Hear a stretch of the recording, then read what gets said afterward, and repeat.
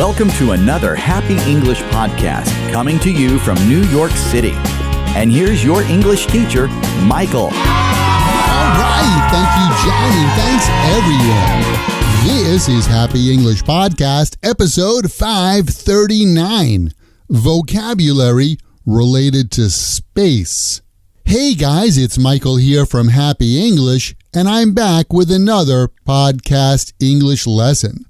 Before we do anything else, I want to give a shout out to all the medical professionals, doctors, nurses, pharmacists, and everyone else working in healthcare. Thank you all. These are exceptional times, and I know that many of you are working under conditions that are, well, quite frankly, unprecedented. All of us appreciate what you're doing. Unprecedented. Unprecedented means that the situation has never happened before. This global pandemic is unprecedented. Please, everyone, be sure to stay safe and stay healthy. For today's English lesson, I want to talk about vocabulary related to space. Not outer space, but physical space here on Earth. Okay, let's get the ball rolling. The noun space itself can be both countable and uncountable. When space means a specific place for something, it is countable. For example, I have 2 spaces in my schedule on Fridays for classes. There is a space between the sofa and the wall. But space can also be used as an uncountable noun when it means an open area. For example, there isn't enough space in her closet for any more clothes.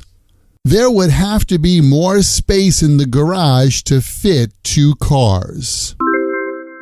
In a similar way, the word room is both countable and uncountable. When room means part of a building with walls, a floor, and a ceiling, it is countable. For example, Jim lives in an apartment with 2 rooms. Frank has a huge house with over 15 rooms. On the other hand, when the word room means an area or a space, it is not countable. Here are some examples. There is not a lot of room in economy class on a plane. I have enough room on my desk for a laptop, a file, and a cup of coffee. Here is some other vocabulary we use to describe spaces. A place that is spacious has a large amount of space. We usually use spacious for things made by people, like rooms, buildings, parks, and so on. For example, Central Park has a spacious lawn. The hotel room has a spacious living room with an excellent view. Roomy is like spacious, and we usually use roomy when we talk about smaller places that have plenty of room, like seats on a train or plane, office space, a hotel room, and so on. For example, the seats in business class are roomy and comfortable. When I became the manager, the company gave me a roomy corner office. When an area doesn't have enough space, we say that it is cramped.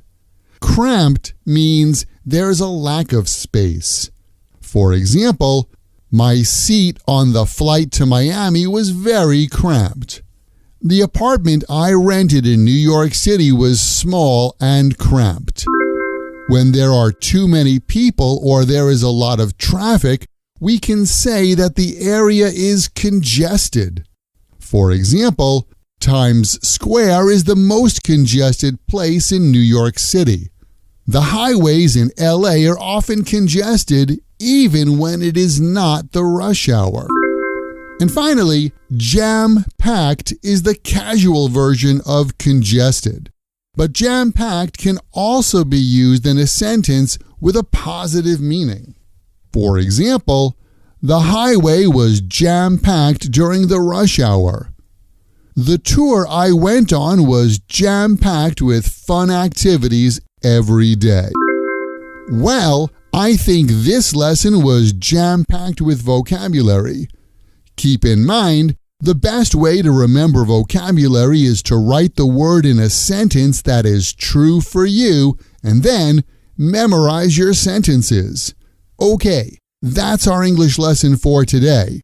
If you want to read the examples in this lesson or get word-for-word transcripts of the Happy English podcast, just visit myhappyenglish.com and check lesson 539.